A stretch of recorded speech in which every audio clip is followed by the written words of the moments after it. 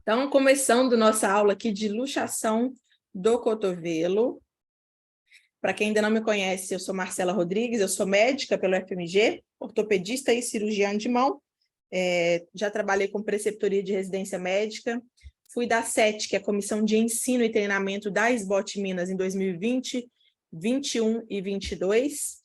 E já trabalhei no Atlético Mineiro e tenho hoje os cursos online Ortho Academy, OrthoFolks, que é a plataforma, e o Mão Expert. Quem quiser, depois eu mando essa aula para vocês nesse grupo aqui. É um PDF que eu faço com o próprio slide. Eu crio um PDF para vocês terem acesso depois às classificações, né, alguma coisa mais detalhada. Se o grupo estiver lotado, depois vocês me mandam mensagem lá no Instagram, que aí eu mando outro link para vocês, que eu não sei se esse grupo já lotou. Acho que são 256 pessoas que cabem no grupo de WhatsApp. E, além disso, se quiserem tirar foto, dar print, me marcar nos stories aí, vou ficar muito feliz, tá bom? Me marcar aí no Instagram, @marceloortopedista. Então, vamos começar. Quando a gente fala de luxação de cotovelo, é claro que existe aquela patologia de luxação congênita do cotovelo, que é um tema à parte, é um tema separado, que não é o que a gente vai falar hoje. Hoje a gente vai falar da luxação traumática do cotovelo, uma instabilidade traumática, que é quando a gente tem a perda da congruência articular, né? Luxação é quando a gente perde o encaixe, perde o contato, perde a congruência articular. Isso que é a luxação. Quando a gente fala subluxação, é quando essa perda de congruência ela é parcial. Quando ela é total, a gente chama de luxação. Quando a gente fala de instabilidade traumática, ainda é um termo amplo. A gente ainda não está falando exatamente dessa luxação que a gente, né, vê aqui, eu postei nos stories, uma radiografia. Quando a gente fala de instabilidade traumática, a gente ainda tem um grupo grande de patologias aqui dentro para estudar, que seria a instabilidade rotatória posterolateral, que é quando a gente tem a luxação de cotovelo com ou sem fratura associada. A gente tem a instabilidade rotatória posteromedial, em varo, que é em outra direção, que aí geralmente tem uma fratura associada do processo coronoide, na face anteromedial, e existem as fraturas luxações, que além de ter a fratura, além de ter a luxação, tem a fratura ali do olecrano, na parte mais proximal da una. Então, existem esses subgrupos, né? Quando a gente fala da luxação básica, mais comum, que é a que mais acontece, que a gente vê, né, e está postando as fotos, geralmente é essa número 1 aqui, que são as instabilidades rotatórias posterolaterais. Então, vamos falar desse grupo, que é o que nos interessa, que é o que vai chegar no pronto-socorro, que é essa imagem que tem aqui embaixo, mostrando para vocês a radiografia em AP e em perfil de um cotovelo luxado, tá bom? Perda da congruência total. Toda a parte distal do húmero que faz contato e articulação com a una proximal está perdida, não tem encaixe nenhum, não tem congruência e não tem contato nenhum articular. Essa luxação é chamada de posterior, só para lembrar, quem ainda estiver mais no comecinho da formação não souber diferenciar claramente quando é uma luxação posterior e anterior, a gente vai denominar uma luxação posterior ou anterior de acordo com a posição e a localização do segmento que estiver mais distal, do segmento que estiver mais na extremidade, do segmento que estiver mais distante do centro do corpo. Nesse caso, por exemplo, a gente tem o húmero e o encaixe do antebraço, né? Ali está mostrando o olecrano, que é a una proximal. Então, o que está mais distante do corpo? É o braço ou o antebraço? É o antebraço. Então, eu vou olhar onde que está a parte da articulação referente ao antebraço, que é a una proximal. Ela está localizada na imagem posteriormente em relação ao húmero. Então, eu vou chamar essa luxação de luxação posterior. Se essa una tivesse aqui, ó, anteriormente, né, perto aqui da fossa do nosso cotovelo, né, que a gente avalia, é raro, né, não acontece geralmente, mas que poderia ser anteriormente, fossa cubital, a gente chamaria de luxação anterior. Mas nesse caso, vejam lá, como que a parte do olecrano está para trás, está posterior, está dorsal em relação ao nosso húmero. Então, essa luxação chama luxação posterior. Até 30% das lesões de cotovelo, lesões de forma geral, tá? Fratura, luxação, são luxações de cotovelo. Então, é comum, né? 1/3 das lesões de cotovelo são luxação de cotovelo. Geralmente, ela vai acontecer em jovens, é o mais comum, principalmente jovens. Ela é a segunda mais frequente do corpo, que a luxação mais frequente de acontecer, quando você pensa assim, luxação, luxou o quê? Pensou em ombro, que é a que sai mais do lugar, porque é a articulação mais móvel do corpo, é o ombro. A segunda é o cotovelo. Então, por isso que a gente está falando dela aqui hoje. A gente acho que já até falou de ombro, né? Nas crianças, ela é a primeira. Então, tem essa pegadinha, esse detalhe que às vezes pode aparecer em alguma prova, né? E para a gente ver também a importância da gente continuar falando desse tema aqui hoje. Metade, 50%, está relacionada às práticas esportivas, então fazer atividade, né, de esporte, principalmente de contato, e a média de idade ao redor de 30 anos, né, adulto jovem. O tipo simples, que é só sair do lugar, que é essa imagem aqui de baixo, sem fratura associada, é o mais comum, que é até 60% dos casos. A direção pode ser para trás, dorsal, que é posterior, que é a mais comum, mas também pode ser anterior, lateral, medial ou divergente. Isso é, inclusive, uma classificação. Então, para quem já estiver mais na frente da formação aí assistindo essa aula, vai ver que existe uma classificação, chama classificação de Stimson, que divide as luxações de cotovelo em relação à sua direção. Posterior, anterior, lateral, medial ou divergente. A posterior é a mais comum, e a posterolateral, que seria posterior associada a uma lateralização, né? Nas duas, o olecrano, que é a una proximal, está posterior em relação ao húmero, perfazendo aí, ó, 80% dos casos. Então, é basicamente dela que a gente vai estar falando aqui hoje. Para a gente estudar qualquer patologia, é importante que a gente saiba o quê? A anatomia, né? Para a gente fazer um diagnóstico, um exame físico, para a gente fazer uma cirurgia. A gente precisa de anatomia para tudo, é o primeiro passo para a gente começar a entender a ortopedia.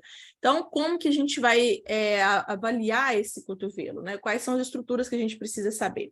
Primeiro, a estrutura óssea, que é o húmero, e aqui a gente está falando do húmero distal, que é a parte mais distal que vai entrar em contato aqui na articulação do cotovelo.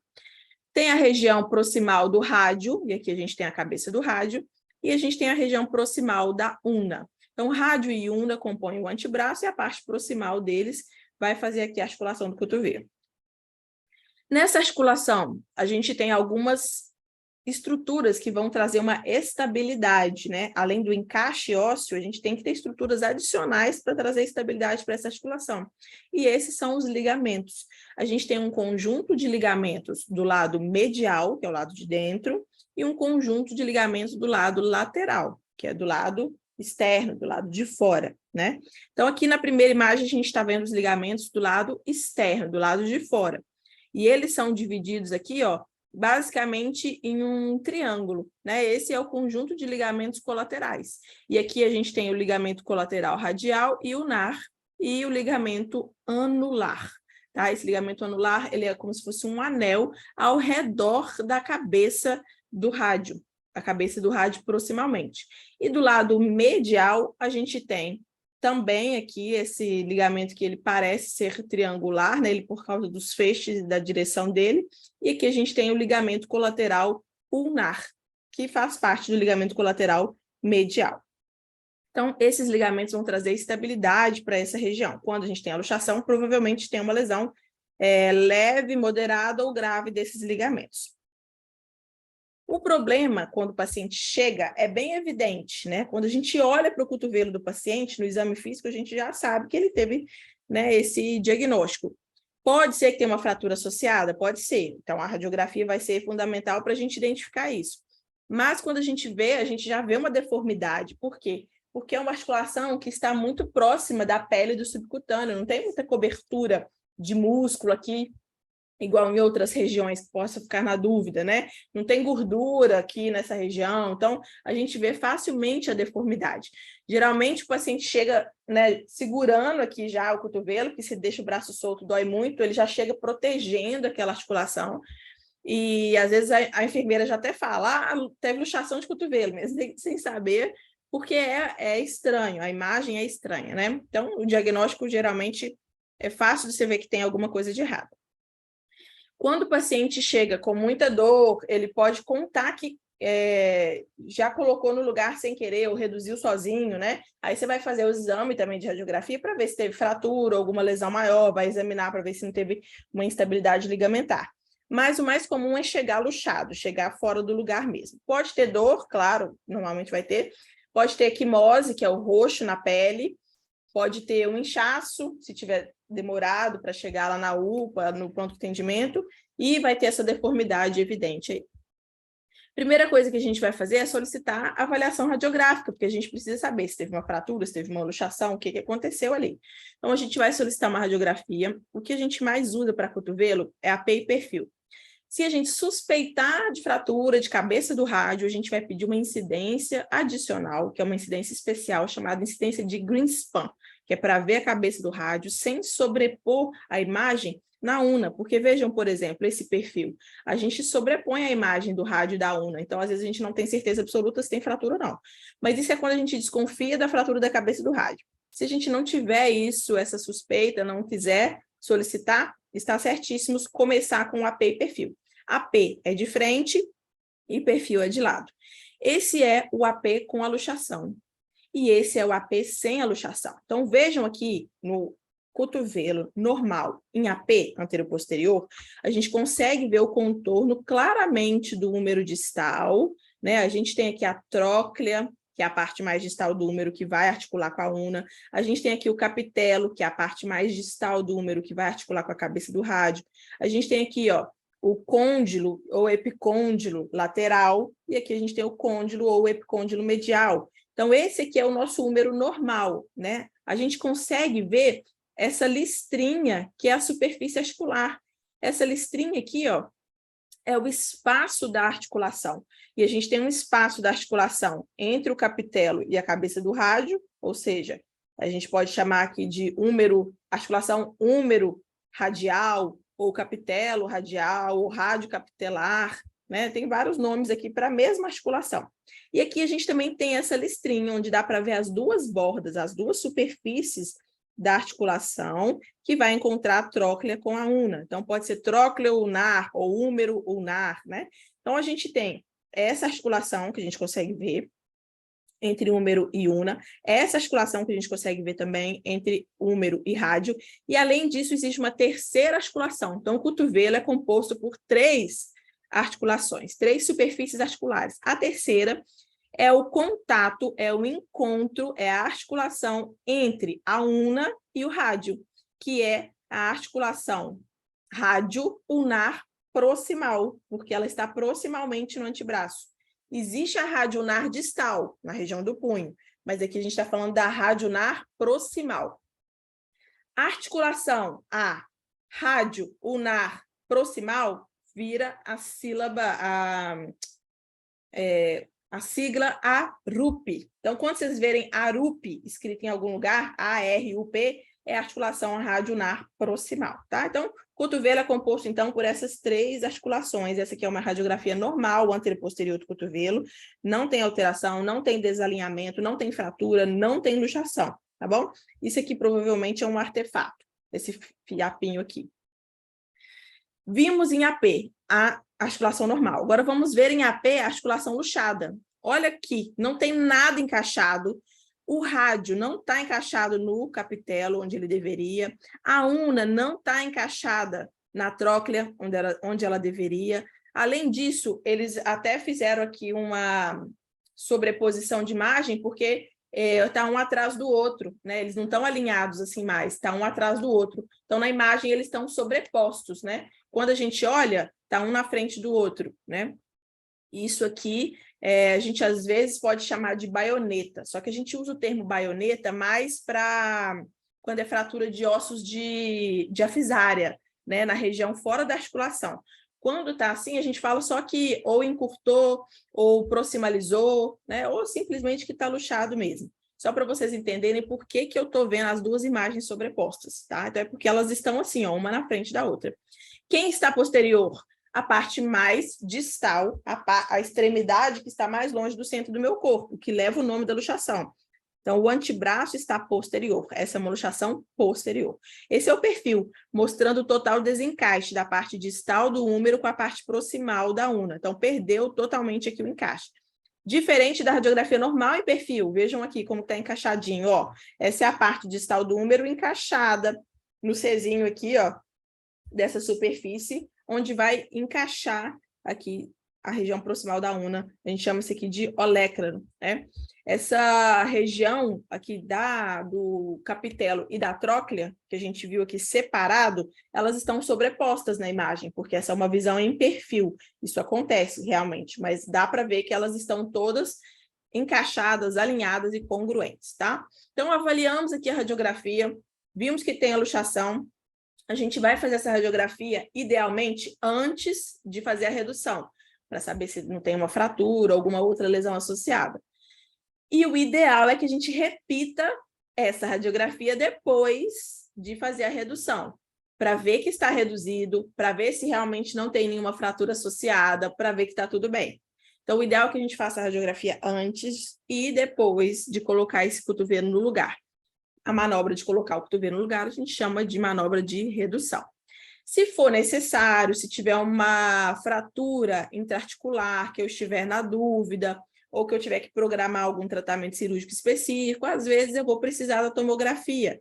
Mas, na maioria das vezes, a radiografia vai ser suficiente, mesmo porque, na maioria das vezes, a gente vai estar onde? Na unidade de pronto atendimento, que só tem raio-x mesmo, né? Radiografia é o primeiro exame a ser realizado ali na emergência. É um exame rápido de ser feito, é um exame barato, de alta disponibilidade, então é um exame que a gente seleciona como o primeiro a ser realizado. Algumas lesões podem acontecer associadas à luxação de cotovelo.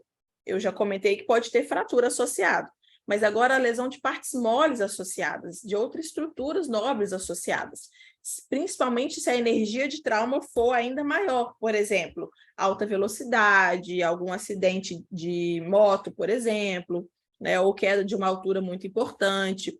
Então, o nervo ulnar e o mediano são os mais envolvidos. Quando a gente fala de lesão de nervo associada à luxação de cotovelo, provavelmente vai ser nervo ulnar ou mediano pela localização que eles estão. A artéria braquial também pode estar lesionada. Ela pode sofrer uma ruptura aguda, se for uma energia de trauma grande, ou ela pode sofrer uma lesão da parte mais íntima, né, que é a camada íntima da artéria, às vezes por um estiramento ou por uma contusão. Então, tem que acompanhar, tem que orientar o paciente, né? Geralmente, a gente já vê que tem essa lesão nas primeiras horas, porque diminui o fluxo sanguíneo, aquele membro fica frio, fica pálido, né? Então, a gente já vê inicialmente aquele sinal de lesão arterial. Mas, de qualquer forma, orientar o paciente, porque pode surgir um trombo ali que vai evoluir ao longo de horas. Então, orientar o paciente, ó, se tiver qualquer anormalidade, se a mão começar a ficar pálida, né, se tiver com os dedos mais frios, né, voltar aqui no pronto atendimento para observar, para ver o que pode ser feito, tá bom? Qual é o mecanismo de lesão? Qual que é a posição que esse cotovelo vai sofrer o trauma para acontecer uma luxação de cotovelo? Isso aqui eles foram desenvolvendo, isso aqui a gente tem para quase todas as fraturas, eles desenvolveram isso tudo, né, com análise biomecânica, em laboratório, repetindo, né, com estruturas de cadáver. Então, quase todas as fraturas a gente tem o mecanismo de lesão clássico. Isso é importante para saber fechar o diagnóstico, por exemplo, quando o paciente chega para a gente e fala um mecanismo de lesão clássico, a gente já suspeita da fratura XYZ. Por exemplo, caiu de lado, bateu o ombro na lateral do chão. A gente vai pensar em luxação acromioclavicular, ou então queda com a mão espalmada no chão. Eu vou pensar em fratura de rádio distal ou fratura de escafoide. E nesse caso, trauma axial, caiu com a palma da mão, com o antebraço supinado, cotovelo em extensão e valgo. Aí eu vou pensar em luxação de cotovelo. É claro que às vezes o paciente não vai contar exatamente os detalhes, ele não lembra, né? Mas só dele encenar, às vezes, como é que foi a posição que ele caiu, a gente já consegue suspeitar qual a lesão ele tem, mesmo antes de fazer o exame físico ou a radiografia. Então, a anamnese é muito importante, perguntar isso aqui é muito importante. Além disso, claro, é cobrado em prova.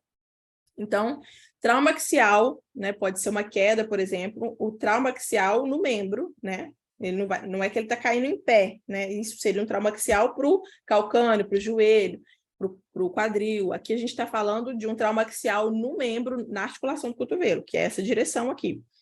Com o antebraço supinado, porque se o antebraço estiver pronado, ou seja, cair para trás e apoiar a mão, aí geralmente é a outra luxação que acontece, não a posterolateral, geralmente é a posteromedial. Então aqui a gente está falando da posterolateral, que é a mais comum. Antebraço supinado, o paciente caiu e ele teve um cotovelo que estava em uma posição de extensão e valgo. A força rotacional posterolateral. Então, ele vai ter uma lesão que vai sendo progressiva. Ela começa na região lateral, ela passa por anterior e por posterior e ela termina na região medial. Inclusive, existe um nome para isso, para essa direção que eles viram que acontecia as lesões. São as lesões, estágios de Morrey ou círculo de Ori. Então, a progressão vai de lateral para medial, ou seja, os ligamentos laterais machucam, se rompem antes, depois anteriores e posteriores, e por último, o último ligamento a se machucar, a se romper, é o ligamento medial. Isso cai em prova, inclusive, tá? Então, essa pergunta, ela pode ser aí uma pegadinha para aparecer em prova, mas agora vocês já sabem que a parte mais medial é a última a ser lesionada. Luxação de cotovelo, manobra de redução. Sempre que a gente pensar em luxação, pensar em manobra. Se vai chegar uma luxação, eu tenho que saber qual é a manobra que eu vou usar para colocar no lugar. Essas duas são as mais conhecidas, as mais utilizadas. A primeira é a Parvan e a segunda é Kingley-Mai. A primeira, as duas, o paciente vai estar deitado de barriga para baixo, ou seja, decúbito ventral, e com o cotovelo apoiado na extremidade da cama, nos dois. Só que, na primeira, na Parvan, ele vai estar com o membro todo pendente. Então, a partir do ombro para fora, vai estar com o membro fora da maca. E eu vou fazer uma tração. Eu vou fazer o quê? Eu vou puxar axialmente esse membro. Posso fazer um apoio com a mão aqui na fossa cubital, na região anterior do cotovelo, para tentar fazer a redução. A segunda, que é a minha preferida, é a de Kingley-Mai, onde o paciente vai estar com o braço apoiado na maca e só o antebraço pendente. Dessa forma, eu também faço uma tração, mas além disso, eu uso o polegar da minha outra mão para dar uma empurrada nesse olecrano aqui, para ele encaixar. Né? Eu tento jogar ele lá de volta para ele encaixar de novo e fazer a redução do cotovelo. Combinado? São essas duas manobras que tem. A gente acaba associando uma com a outra lá no momento, né? Mas basicamente eu prefiro a segunda. Existe também tração longitudinal. A tração longitudinal, ela pode ser feita para quem tem preferência por essa manobra ou numa tentativa se não tiver conseguido com as outras manobras. E aí, enquanto faz a tração, vai fazendo um varo e valgo, ou seja, vai fazendo um direcionamento ulnar radial ali do antebraço para tentar desencaixar, para tentar tirar aonde estiver impactado ali, impedindo a redução, e para tentar conseguir reduzir, combinado? Em último caso, não conseguiu com nenhuma dessas três manobras, vai para o procedimento cirúrgico aberto, vai ter que abrir para reduzir. Não conseguiu fechado, vai ter que abrir para reduzir, porque as luxações, elas são urgências ortopédicas. Quando está fora ali do lugar, a gente tem uma pressão muito grande daquelas estruturas em partes moles que estão ao redor. A artéria pode estar sendo comprimida, o nervo pode estar sendo comprimido, pode estar machucando essas estruturas, machucando músculo, ligamento. Então, a gente tem ali um processo que precisa ser corrigido o mais rápido possível, idealmente em menos de 6 horas. Então, se a gente não consegue fazer essas reduções fechadas, lá no pronto atendimento na UPA, você manda para o hospital para tentar fazer essas reduções sobre sedação. Né? Vai para o bloco cirúrgico, dá um remedinho lá para o paciente dorme, relaxa, aí você geralmente consegue fazer, fechada. Mas se mesmo assim, nem com sedação conseguiu, aí tem que ir para a cirurgia aberta. Eu vou ter que abrir essa articulação, tirar o que tiver interposto, que geralmente tem um tendão, entre os dois ossos, impedindo que eles se encaixem de novo. Aí eu tenho que tirar esse tendão que está lá na frente, interposto, e fazer a redução da articulação. É raro que isso aconteça. a principal causa de falha da redução incruenta, que é a fechada, que é só colocar no lugar, é a interposição, ou seja, vai ter algo no meio da fratura do epicôndilo medial. Então, geralmente, é o epicôndilo medial que fraturou, entrou no meio lá da articulação e não está deixando reduzir.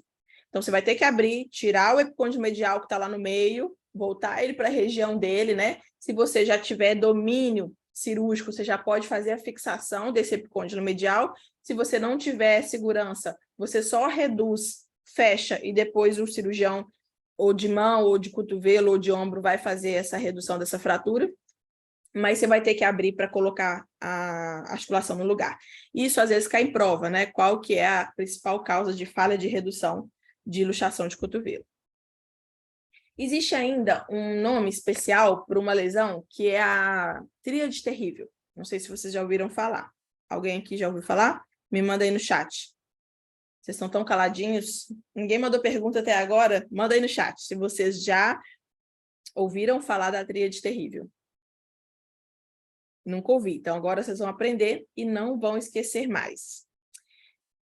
Já ouviu falar? Beleza. Então, tivemos um caso como esse. Exatamente.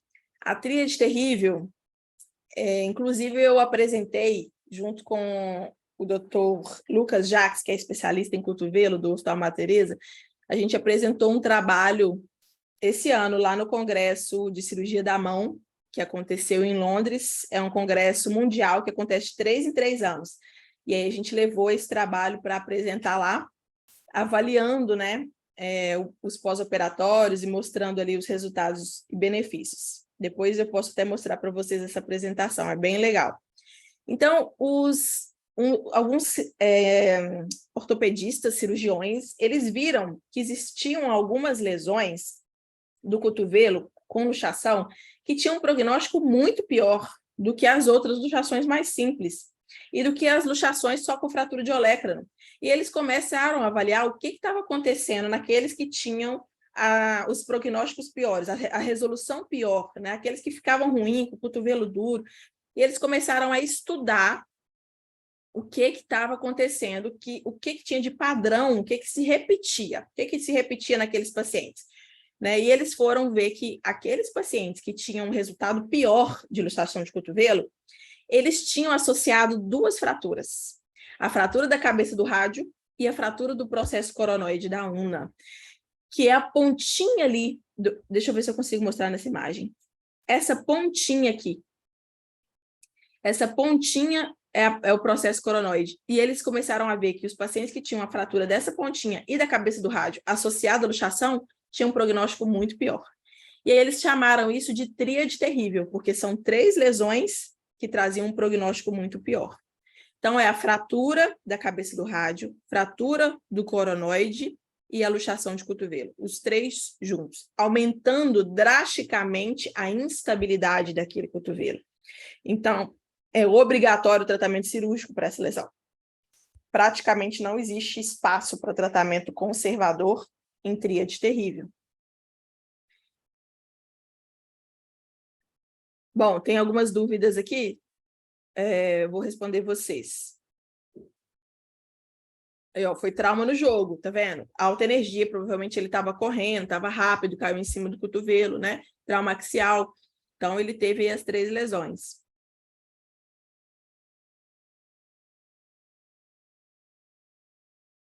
Existe a possibilidade de ocorrer uma lesão do nervo na manobra de redução? Existe, Rafael, existe essa possibilidade. Por isso que é importante, em toda luxação, anotem aí, quem tiver com caderninho, em toda luxação, antes da manobra, eu vou fazer uma avaliação neurovascular. Eu vou palpar os 2, aqui no antebraço, 2 pulsos, né? Quando é membro inferior, 2 pulsos. Então, eu vou palpar os pulsos distais antes da manobra, avaliar se estão cheios, se estão similares, semelhantes, se estão rítmicos, ou comparar os 2 lados. Vou fazer uma avaliação neurológica também. Então, eu vou fazer a avaliação do nervo radial, né, estender o punho, fazer joinha, esticar os dedos, do nervo mediano, fazer o ok, do nervo ulnar, abrir e fechar os dedos, pedir para fechar forte, abre forte. Então, eu vou fazer uma avaliação neurovascular desse paciente antes da redução e depois da manobra de redução. Porque assim eu vou ter certeza se existiu alguma lesão, algum problema que foi decorrente da manobra de redução ou não. Eu só vou ter certeza se eu tiver anotado isso, se eu tiver feito essa avaliação. Então, sempre fazer isso, até para a proteção jurídica e proteção legal mesmo, né? Porque senão o paciente pode falar assim, eu cheguei aqui com o cotovelo luxado, mas eu não tinha lesão de artéria nem de nervo. Aí depois que o médico mexeu no meu cotovelo, eu apresentei a lesão. Isso aí é um problemão, né? Então, é claro que pode acontecer, você, né, não vai ser julgado por isso, porque isso pode acontecer, mas é claro que se você tiver isso ali registrado em prontuário, né? Aí isso vai, claro, te trazer alguma proteção aí. Então, sempre avaliar exame neurovascular, nervo e artéria, antes e depois de fazer uma manobra de redução. Quando ocorre uma lesão no nervo ulnar, o paciente fica com o punho em flexão? Não, é quando ocorre o nervo radial. O nervo radial é que faz a extensão de punho. Tem como voltar? Depende. Se for neuropraxia, que é uma lesão temporária, ele vai voltar. Se for uma lesão definitiva, ruptura, ele não vai voltar. É possível ocorrer uma luxação em um pós-operatório quando o membro é alongado passivamente? Dificilmente você vai conseguir luxar uma articulação de um paciente, a não ser que seja luxação recorrente de ombro. Tem gente que consegue tirar o ombro do lugar só fazendo força. Aí é outra história, aí é uma instabilidade que ele tem daquela articulação. Agora, assim, um pós-operatório, você está lá fazendo manobra, né? Fisioterapeuta, terapeuta ocupacional, você conseguir tirar uma articulação do lugar é muito difícil, praticamente impossível, tá? A luxação é feita só sobre sedação? A redução, né? Imagina que você esteja perguntando. A manobra de redução não, pode ser feita, o paciente chegou no pronto atendimento, eu vou lá e coloco no lugar, melhora a dor na hora, eu prefiro assim.